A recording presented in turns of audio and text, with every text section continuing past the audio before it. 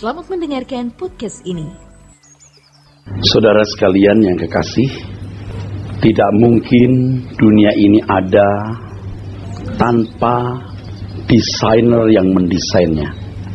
Kesempurnaan keteraturan jagat raya yang sangat sempurna dengan segala hukum-hukumnya yang tertib ini tidak mungkin ada dengan sendirinya, saudara. Para ilmuwan Kristen yang percaya Tuhan mengakui dan selalu kagum terhadap realitas alam semesta yang dahsyat tiada tara ini, suatu ciptaan yang tiada tercela dan sangat sempurna. Saudaraku sekalian, kalau seseorang menemukan jam tangan di jalan, pastikan bahwa ada orang yang pernah mendesain jam ini. Komponen-komponen yang kecil dan rumit, saudaraku sekalian, pasti ada orang yang juga memilikinya. Demikian pula dengan alam semesta yang sangat sempurna ini, pasti ada yang mendesain dan memilikinya. Kita pun juga harus menerima bahwa keberadaan kita juga karena ada yang mendesain dan menghendaki kita ada. Dan kalau Sang Pencipta menghendaki kita ada, saudaraku, pasti ada rencana, ada agenda-agenda yang besar oleh Sang Pencipta itu atas hidup kita. Orang yang tidak mengakui hal ini pasti sesat.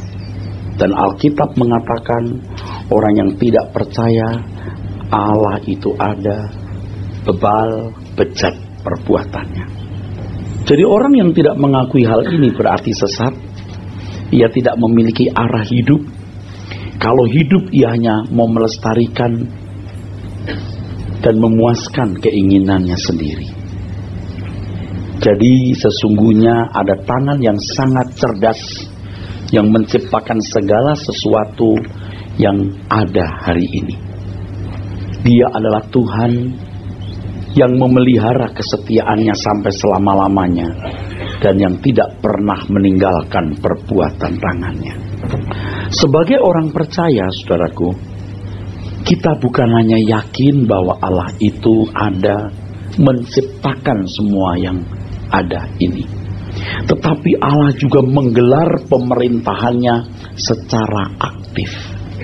Bukan hanya yakin bahwa ada Allah yang menciptakan alam semesta ini, tapi juga menerima bahwa Allah menggelar pemerintahannya secara aktif. Dan hal ini harus menggetarkan jiwa kita, bahwa kita hidup dalam suatu pengawasan sebuah pemerintahan yang aktif. Nah, kesadaran ini akan membuat kita lebih waspada. Kita lebih waspada. Kita bukan ada di daerah yang tak bertuan, tetapi kita ada di daerah yang bertuan. Sebuah kehidupan atau daerah kehidupan yang berhukum, di mana ada sang penguasa yang menegakkan hukumnya secara adil. Kita harus perintahkan seluruh saraf-saraf kita dan seluruh panca indera kita untuk siuman, sadar bahwa kita ada di wilayah yang memiliki tatanan. Bukan hanya tatanan hukum negara, bukan hanya tatanan politik, bukan hanya tatanan moral, budaya, dan kesantunan di masyarakat, tetapi juga tatanan ilahi. Nah, saudaraku sekalian, selama ini orang hanya mengenal tatanan hukum, orang hanya mengenal tatanan budaya dan kesantunan masyarakat yang beradab, tetapi tidak mengerti ada tatanan ilahi, divine order, tatanan ilahi. Nah, oleh karena hampir semua manusia pada umumnya tidak memperdulikan tatanan hukum ini, hukum tatanan ilahi ini maksud saya, maka kita pun ikut terpengaruhi. Gaya hidup manusia pada umumnya adalah gaya hidup orang yang tidak mengakui eksistensi kehadiran pemerintahan Allah. Itu seperti virus yang berjangkit liar, menular ke banyak orang, dan kita pun juga terjangkit sebenarnya. Nah, gaya hidup orang yang tidak mengakui eksistensi kehadiran pemerintahan Allah ini dianggap standar. Itu dianggap standar. Orang yang memiliki gaya hidup seperti itu dianggap normal, dianggap sehat. Justru ketika bertemu orang yang menghargai eksistensi kehadiran pemerintahan Allah, orang-orang itu dianggap sakit. Saudara, gereja ini, gereja dimanapun seharusnya hadir untuk menyembuhkan orang dari virus itu. Nah, kalau sampai benteng terakhir yang namanya gereja tidak mengajarkan kebenaran untuk menyembuhkan virus tersebut atau menyembuhkan manusia dari virus tersebut, siapa yang akan menyembuhkan? Nah, ternyata banyak orang yang tidak menyadari dan tidak mengakui dengan serius pemerintahan Allah. Banyak orang menganggap bahwa Allah tidak bersentuhan aktif dengan manusia ciptaannya. Bersentuhan tapi tidak aktif. Bahkan ada ukuran-ukuran yang dibuat oleh individu-individu terhadap Tuhan. Seakan-akan Tuhan hanya ada di wilayah-wilayah tertentu.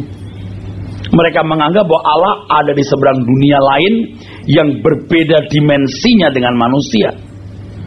Nah, kita melihat, saudaraku sekalian, banyak orang menjalankan roda hidupnya seakan-akan tidak ada pemerintahan Allah yang berlaku atas hidup mereka.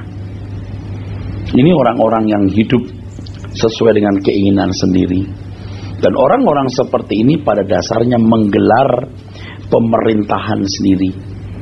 Ini berarti seseorang menjadi raja atas dirinya sendiri dan sebisa-bisanya menjadi raja atas orang lain sebanyak-banyaknya, orang lain sebanyak-banyaknya. Itulah sebabnya manusia berlomba untuk menjadi lebih kuat dari sesamanya. Kuat dalam materi, pangkat, gelar, kekuasaan, dan lain sebagainya. Dan di dunia kita hari ini, siapa yang paling kuat uangnya, dia akan paling berkuasa. Dia yang paling berkuasa. Semestinya kalau seseorang mengembangkan diri, mengoptimalkan semua potensi yang ada padanya, semua itu dilakukan untuk melayani sesama. Dan kalau orang melayani sesama, berarti melayani Tuhan. Dan memang untuk itu maksud manusia diadakan, melayani Tuhan. Tapi oleh karena tidak mengerti hal ini, saudara sekalian, banyak orang yang melakukan berbagai perbuatan yang mendatangkan bencana bagi orang lain. Mereka melakukan ketidakadilan yang menginjak-injak hak manusia lain. Mereka telah menjadi serigala bagi sesamanya. Walaupun mereka beragama, tetapi mereka tidak bertuhan. Kalau mereka sungguh-sungguh bertuhan, mereka akan bertindak hati-hati. Sebab ada mata yang melihat segala perbuatan, dan Tuhan yang menegakkan keadilannya dengan tidak pandang bulu. Tetapi kenyataannya mereka tidak mengakui pemerintahan Allah ini. Barangkali saudara sekalian tidak sejahat orang-orang itu, ya. Bukan serigala bagi sesama. Tetapi ketika saudara menjalankan roda kehidupan tanpa mengakui kehadiran pemerintahan Allah, berarti saudara ada di kontrol yang lain. Orang yang mengakui kehadiran pemerintahan Allah dalam hidupnya itu akan mendapat dua ciri utama, saudara. Ciri yang pertama, taat tak bersyarat. Ini total submission, ya. Submission unconditional. Diperintahkan apapun dilakukan. Nah, nanti kita akan belajar bahwa orang percaya hidup dalam pemerintahan Allah itu, ya, tidak menggunakan alat hukum. Bukan menggunakan alat hukum dalam bentuk hukum yang tertulis seperti syariat. Tetapi orang percaya yang benar itu hukumnya adalah Allah sendiri. The Lord is my law. Tuhan adalah hukumku. Ketika Abraham diperintahkan Tuhan untuk menyembelih anaknya sendiri Ishak, Abraham melakukannya. Orang yang hidup dalam pemerintahan Allah ditandai dengan taat tak bersyarat. Yang kedua, membela Tuhan tanpa batas. Ini kalau ketemu orang begini dianggap orang ini sakit sudah. Padahal ini yang sehat. Kalau Anda tidak memiliki dua hal ini, jangan lagi berdoa dengan kalimat, datanglah kerajaanmu, jadilah kehendakmu di bumi seperti di surga. Don't say it anymore. Bohong. Nah, nanti ada masalah kalau kita mau memahami keinginan Tuhan. Orang kan harus punya nurani yang terang. Sebab Tuhan tidak bisa dibaca dengan rentetan hukum. Membaca hati Tuhan tidak bisa menggunakan rentetan hukum atau syariat, tetapi kepekaan. Nah, itu nurani harus cemerlang. Dan supaya nurani cemerlang, orang harus belajar kebenaran. Saudaraku sekalian yang kasih, kalau kita mengakui bahwa kita hidup di wilayah di mana ada penguasa atas semesta ini, yaitu Tuhan, maka tidak bisa tidak kita harus memperhatikan kewibawaan Allah dan kedaulatannya di wilayah pemerintahannya itu. Pemerintahan Allah bisa disebut sebagai pemerintahan yang diam, the silent ruler, the silent government. Satu pemerintahan yang diam seakan-akan pemerintahan itu tidak ada. Nah, inilah yang membuat banyak orang menganggap sepi pemerintahan Allah tersebut, bahkan tidak memperdulikan sama sekali, bahkan bisa melecehkan. Disebut sebagai the silent ruler sebab Tuhan kadang-kadang bahkan sering tidak menampakkan kehadirannya secara nyata dengan tanda-tanda lahiriah. Dalam kurun tertentu, kadang-kadang Tuhan seperti hilang dari peredaran. Tidak ada gejala-gejala kehadirannya. Nah, ketika saudara mulai merasakan itu panggilan saudara menaikkan kelas rohani saudara. Anda memburu Tuhan lebih serius. Tapi bagi orang yang memang tidak membutuhkan Tuhan, ya dia akan menerima saja keadaan hidup rohaninya itu, saudara. Ya, keadaan hidup rohaninya diterima saja dan berkata, ya yang penting aku kenal pendeta, nanti ada apa-apa didoakan. Tapi kalau orang Kristen yang benar itu, ketika Anda merasa dalam kurun waktu tertentu rasanya Tuhan seperti bersembunyi, saudara harus memburu Tuhan. Saudara, kalau punya hobi ya, siang malam Anda memikirkan hobi itu. Anda keluar negeri, Anda cari tempat di mana ada tempat atau ada toko yang berhubungan dengan hobi saudara. Kalau hobi saudara golf, Anda mau pergi ke sebuah tempat, Anda tanya, ada padang golf nggak di situ? Ada toko golf nggak di sana? Hobi Anda saksofon, Anda pergi ke luar negeri, ada toko saksofon nggak di sini? Tuh. Siang malam pagi petang Anda investasi untuk hobi itu tanpa batas. Nah, ketika saudara mulai merasakan Tuhan seperti menjauh, nah itu sebenarnya kelas di mana Anda akan mendapatkan satu pembuktian baru akan kehadiran pemerintahannya. Tapi banyak orang tidak merasa membutuhkan Tuhan, saudara. Ke gereja juga, tapi sebenarnya tidak membutuhkan Tuhan. Yang dibutuhkan itu pertolongannya. Yang dibutuhkan itu berkatnya. Yang dibutuhkan itu mujizatnya. Ini sebenarnya orang-orang kurang ajar, saudara. Kalau Kristen baru saya maklum, kalau Kristen lama masih begini, waduh, bodoh bener. Kalau orang Kristen baru atau yang belum dewasa membutuhkan tanda-tanda lahiriah. Tetapi orang Kristen yang dewasa, orang percaya yang dewasa harus belajar percaya walau tidak melihat. Walaupun tidak ada tanda-tanda lahiriah itu. Dalam hal ini ciri orang Kristen yang dewasa tidak mencari tanda. Tapi orang Kristen yang tidak dewasa itu mencari tanda seperti orang-orang Farisi Saduki, pemimpin agama Yahudi minta tanda untuk membuktikan bahwa dia benar-benar Mesias. Tuhan Yesus tidak memberi tanda. Orang percaya yang dewasa harus dapat menangkap kehadiran Tuhan dari perspektif orang percaya yang dewasa. Saudara, 1000 manusia 1000 tipe. Amin. Setuju ya? 10.000 manusia 10.000 tipe? Iya. Tidak ada manusia yang sama, betul? 1 miliar manusia 1 miliar tipe, tidak ada yang sama. Tipe pengalaman hidup dan seluruh keberadaan jasmani maupun rohanianya tidak ada yang sama. Nah, di sini Tuhan mau berurusan dengan kita secara spesifik dan unik. Kalau 3.000 tahun ke depan ya, Tuhan belum datang, bukan tidak mungkin ada Alkitab lain mungkin yang ditulis kisah Tuhan dengan si A, kisah Tuhan dengan si B. Setiap kita punya kisah hidup yang sangat menarik dan luar biasa dengan Tuhan, dan itu harus ditemukan. Nah, tidak harus, saudaraku sekalian, melalui mujizat atau hal-hal yang spektakuler. Kita harus memiliki pengalaman yang unik, yang sangat spesifik dengan Tuhan. Nah, ada orang-orang Kristen yang ingin membuktikan kehadiran Allah, bahwa Allah itu hidup, bahwa Allah itu ada, dengan tanda-tanda ajaib atau spektakuler. Padahal itu bukan standar baku, standar umum, standar yang format yang pasti.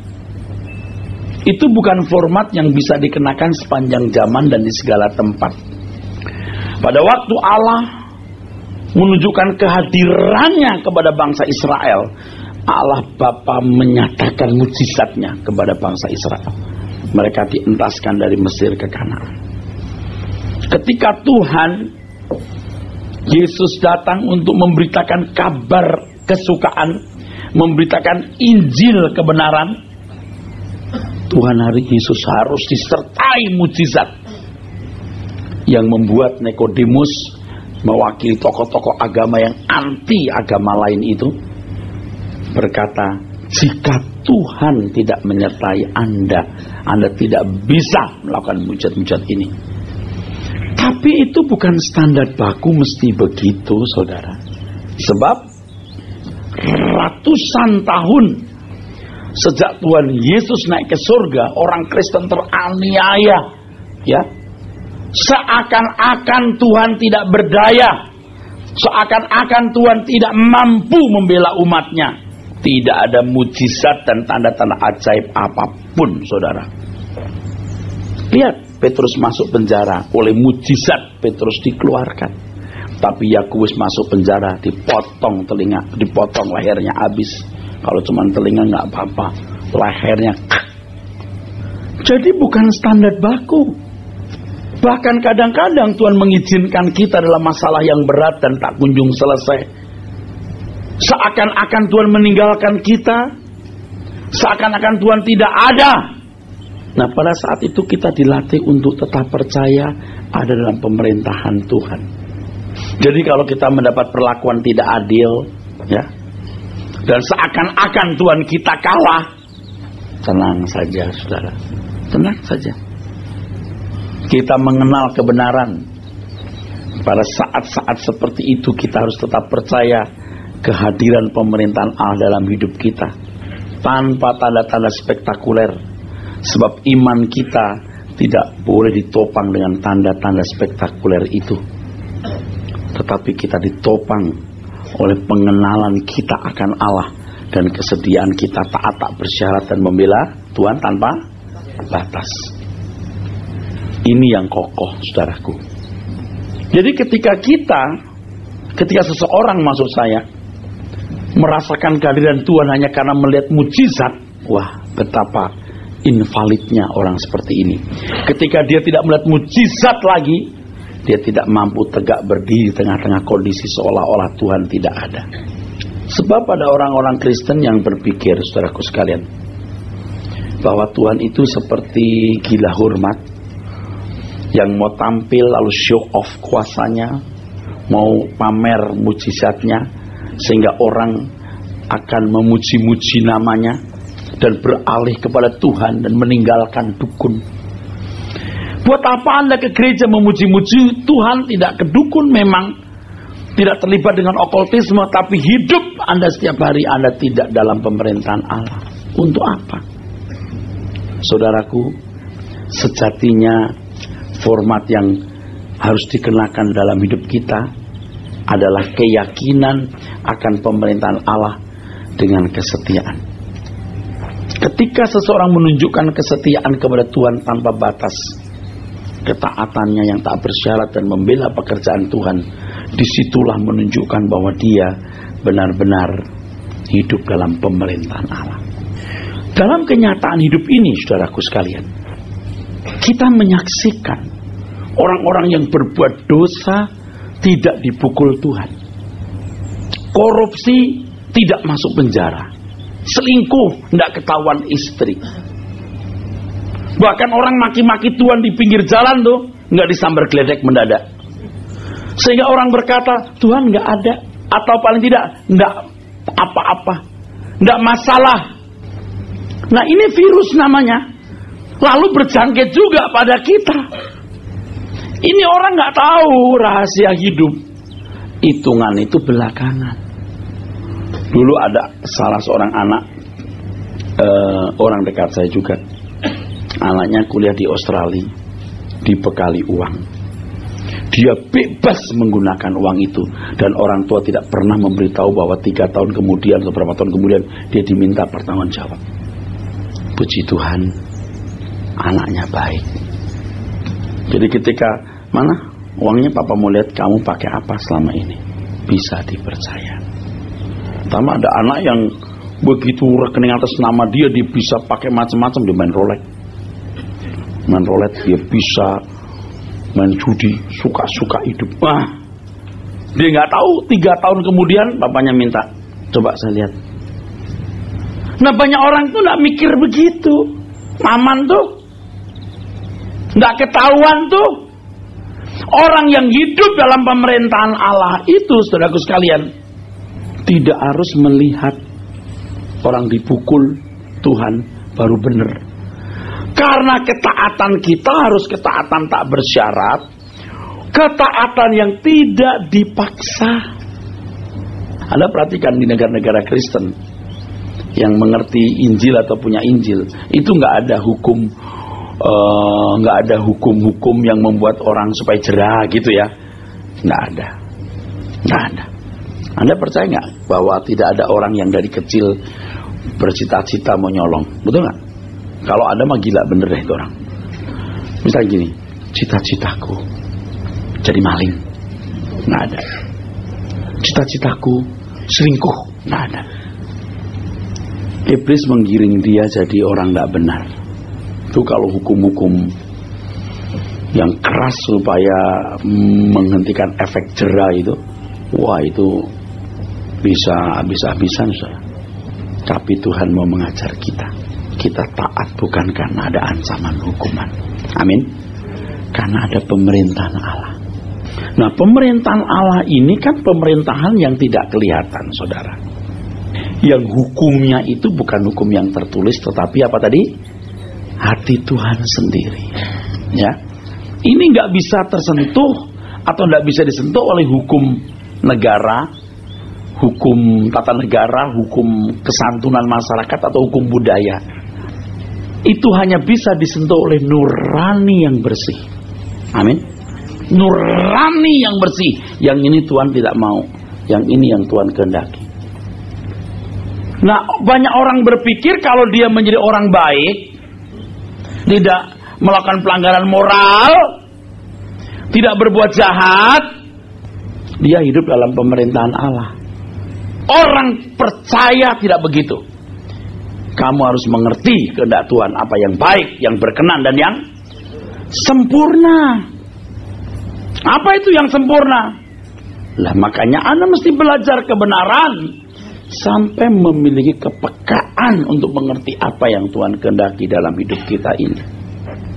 Saudaraku sekalian, jadi ketika seseorang berbuat salah, seakan-akan Tuhan tidak menghukum. Orang berbuat jahat, seakan-akan Tuhan tidak menghukum. Lalu orang berkata, Tuhan gak bersentuhan dengan manusia. Itu penyakit. Maka orang berani berbuat salah dengan gampangnya. Masih bersama saya saudara? Korupsi tidak ketahuan, selingkuh tidak ketahuan istri. Jalan terus. Ada mata Tuhan yang melihat. Nah, nanti kita akan belajar kalau kita hidup dalam pemerintahan Allah, dalam berurusan dengan manusia, kita tidak hanya mempertimbangkan apa akibat perbuatanku terhadap orang ini, tapi apa akibat perbuatanku terhadap perasaan Tuhan. Makanya orang harus punya kepekaan. Ini kebenaran sebenarnya saya temukan waktu saya berdoa. Saya lagi berdoa, lalu ada suara dalam hati saya, jangan berurusan dengan orang. Maksudnya apa ya? Kalau aku berurusan dengan kamu, yang ku pertimbangkan bukan hanya akibat perbuatanku terhadap kamu, tapi akibat perbuatanku terhadap perasaan Tuhan. Demi dia ini loh. Nangkap ya maksud saya? Itu kalau saudara tidak mulai latih sekarang, Anda nggak pernah bisa loh. Anda boleh setuju dan berkata amin, tapi Anda nggak bisa melakukannya. Plus kalau nurani saudara tidak hidup, tidak bercahaya, nggak bisa. Tidak terang nurani saudara. Maka saya katakan bahwa pemerintahan Tuhan itu silent. Diam bukan berarti tidak berbuat apa-apa. Diam di sini maksudnya tidak kelihatan. Diam di sini tidak cepat bereaksi, tetapi semua ada hitungannya, saudaraku. Ya, mengapa pemerintahan Tuhan seakan-akan diam? Sebab Allah bukan pribadi yang memaksa individu tunduk dengan terpaksa. Tuhan mengendaki agar manusia tunduk dengan rela. Bahkan orang itu berusaha mengenali dan memahami pemerintahannya. Dalam hal ini Tuhan tidak menuntut atau memaksa, saudaraku. Nah, kalau orang hidup dalam pemerintahan Tuhan, tadi taat tak bersyarat, oke? Dan hukumnya adalah apa, saudara? Tuhan sendiri, the Lord is my law. Demikian pula kalau orang hidup dalam pemerintahan Tuhan, membela Tuhan tanpa batas. Membela Tuhan tanpa batas. Nah, sekarang kita lihat orang yang membela Tuhan tanpa batas dengan orang yang tidak berbuat apa-apa untuk Tuhan, itu kelihatannya sama. Kenapa ya tidak langsung blok dibuat beda? Tidak, nanti orang akan melayani Tuhan karena upah. Dulu saya berapa kali mendengar pendeta bicara begini, saudara sekalian, Tuhan itu tidak mau berhutang, saudara. Saya melayani Tuhan dari muda, sekarang wah Tuhan lihat memberkati hidup saya, anak-anak saya semua jadi ya. Saya tidak berkekurangan, ada rumah. Ya mungkin gak vulgar begitu, tapi intinya begitu. Kelihatannya bagus. Dan dulu saya mengatakan wah hebat memang Tuhan. Sekarang saya tahu itu salah. Kita itu melayani bukan karena kita mau membangun satu rasa berhutang Tuhan kepada kita. Kita yang hutang sama Tuhan. Amin. Jangan orang kemudian melayani Tuhan karena upah. Seperti kalau sekarang dianjurkan memberikan persembahan supaya Tuhan melipat gandakan. Waduh, itu merusak struktur bangunan berpikir anak Tuhan. Kita saja hutang sama Tuhan belum kebayar. Masa kita kasih persembahan supaya dilipat gandakan oleh Tuhan? Kan ngaco, saudara. Ngaco itu. Hidup dalam pemerintahan Tuhan artinya, saudaraku, kita membela Tuhan tanpa batas.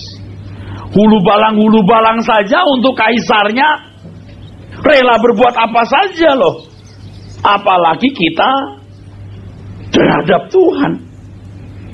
Baru-baru ini istri saya berkata begini, Pap, banyak orang tuh gak seneng kalau kamu khotbah, kamu singgung kamu juga punya usaha. Orang bilang kamu pengusaha bukan pendeta. Langsung darah saya naik ke kepala, saudara. Justru itu yang saya lakukan. Kalau perlu nanti jabatan pendeta saya hapus. Tidak ada jabatan pendeta. Seakan-akan kalau pendeta itu punya standar begini, kalau jemaat standar yang lain, itu rusak loh. Kita sama, the same level. Amin. Halo. Kesucianmu, ketaatanmu, pembelaanmu kepada Tuhan sama. Aku bukan mau jadi orang kaya, aku mau menjadi orang sangat kaya. Cuman saya buktikan nanti. Rumah saya nggak akan berubah, mobil saya tidak akan berubah, tapi yang berubah pekerjaan Tuhan. Oh, ngomong besar. Oh, kita buktikan nanti. Kita buktikan. Yang kedua, saya cuma tidak mau diganggu persiapan khotbah saya.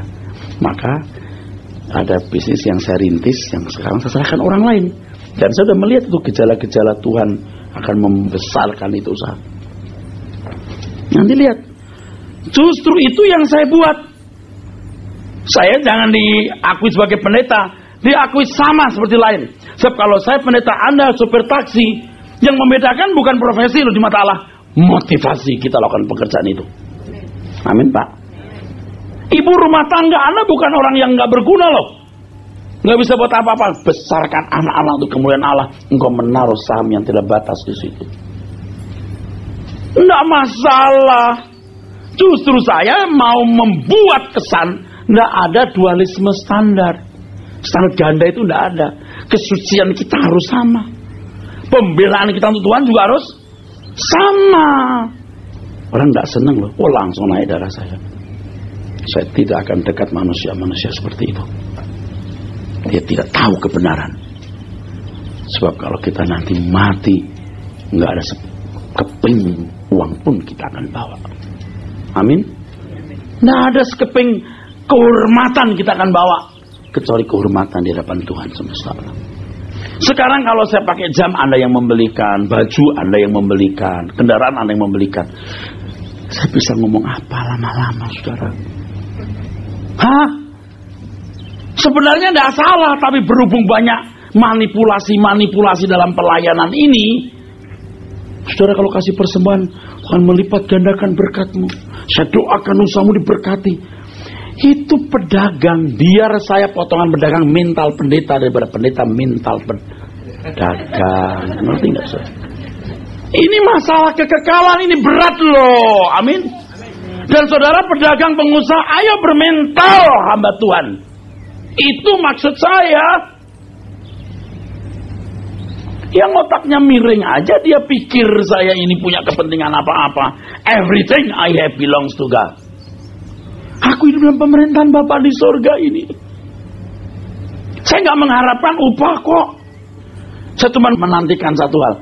Kalau saya nanti pulang ke rumah Bapa di surga, saya ketemu Tuhan Yesus dan boleh duduk di sampingnya atau ada di rumahnya. Cukup. Nah, semua saudara harus sampai tingkat ini. Saya takut. Kalau saya ketemu Tuhan lalu Tuhan gak puas dengan keadaanku. Saya takut, saudaraku. Demi nama Tuhan yang jadi saksi, saya takut. Kadang-kadang saya takut mati. Bukan karena saya takut masuk neraka, takut belum memuaskan Tuhan. Kerja keras, jaga kesehatan, hemat. Istri saya seringkali ngomong gini nih, kamu tuh kalau beli barang pelitnya, beli dong yang bagus. Kamu bantu pekerjaan Tuhan untuk dirimu sendiri, kamu pelit. Ya lah, Mam, bikin aja udah bagus, Mam. Bagus sudah begini, harga 250.000, 300 sudah bagus, gesper 150 udah bagus. Memang saya pernah pakai gesper sampai copot gini, sudah plek gini, kamu bagus gitu. Apa ini? Copot. Tapi dengan tenang saya tarik, set. Tolong pegangin, khotbah lagi. Itu ibu begini nih. Nggak masalah. Nah, sekarang saya beli agak bagusan dikit ya. Tapi kalau sampai kepala emas, tidak. Walaupun saya sangat mampu. Pemerintahan Allah adalah pemerintahan atas setiap individu yang menekankan sikap batinnya. Allah orang percaya bukanlah Allah yang memberikan syariat dengan segala rumusan hukum serta sanksinya. Allah adalah Allah yang memperhatikan sikap batin. Itulah sebabnya kekristenan adalah agama yang menekankan segi batin. Persoalan-persoalan yang menyangkut halal lahiriah bukan menjadi ukuran kesucian atau kebenaran. Ini bukan berarti orang percaya boleh hidup tanpa hukum, suka-suka. Oh tidak. Tuhanlah hukumnya. The Lord is my law. Kesadaran dan pengertian ini akan menciptakan keadaan di mana kita yang sungguh-sungguh mengakui pemerintahan Allah hidup dalam tatanan ilahi. Bila berurusan dengan manusia lain, seakan-akan kita nggak mempersoalkan apa akibatku terhadap diriku sendiri, bahkan dia. Tapi bagi Tuhan, bagaimana perasaannya? Dan kalau kita memperhitungkan itu, pasti kelakuan kita benar. Amin. Teringatlah saya dengan kisah Yakub di sungai Yabok. Yakub menghadapi Esau. Tuhan menghadang Yakub di sungai Yabok. Terjadi pergumulan antara Tuhan dan Yakub. Ingat tuh? Ingat? Akhirnya persoalan bukan pada Yakub dan Esau, tapi Yakub dan Tuhan. Saudara, orang yang memiliki kesadaran hidup di dalam pemerintahan Allah itu akan berjalan dalam terang. Berjalan dalam terang artinya apapun yang kita lakukan bersedia kita pertanggungjawabkan. Dan apapun yang kita lakukan tidak malu kalau orang melihatnya. Apapun. Jadi kalau sampai ada perbuatan yang Anda lakukan yang Anda malu dilihat orang, something wrong di situ. Saya naik mobil, saudara, buru-buru, sopir saya masuk satu jalur busway. Ternyata kenal saya polisinya. Saya malu, saudara. Buru-buru, Pak, jangan. Kalau dulu masuk busway jeblos, Tuhan hajar saya. Hai Pak Erastus, mati gua. Malu. Atau kalau pas naik buru-buru ya, orang mau maju kita maju dulu. Jangan, biar aja dia. Kalau dia tahu itu mobil saya, nak, ini nih mobilnya pendeta Erastus. Malu. Orang yang berjalan dalam terang itu orang yang bersedia semua tindakannya dipertanggungjawabkan. Dia bersedia mempertanggungjawabkan sebuah perbuatan. Yang kedua, dia tidak malu orang lihat. Amin.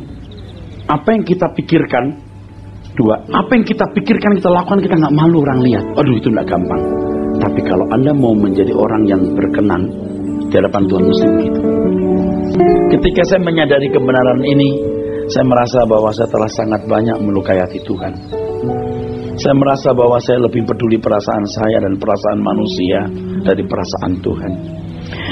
Ini berarti hidup dalam pemerintahan diri sendiri, bahkan pemerintahan manusia, karena kita takut menyakiti hati orang lain demi kepentingan kita sendiri dan kepentingan orang lain.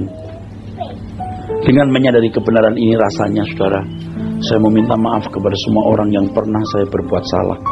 Dan saya bersedia untuk memperbaiki itu, asal jangan orang tersandung oleh perbuatan saya. Kita harus rendah hati, saudara. Kita masih banyak salah. Kita harus rendah hati untuk bertobat, karena kita ada dalam pemerintahan Allah. Kelihatannya tidak ada the silent government, the silent kingdom, the silent ruler. Tapi kita percaya Allah itu memerintah dengan aktif. Berhati-hatilah.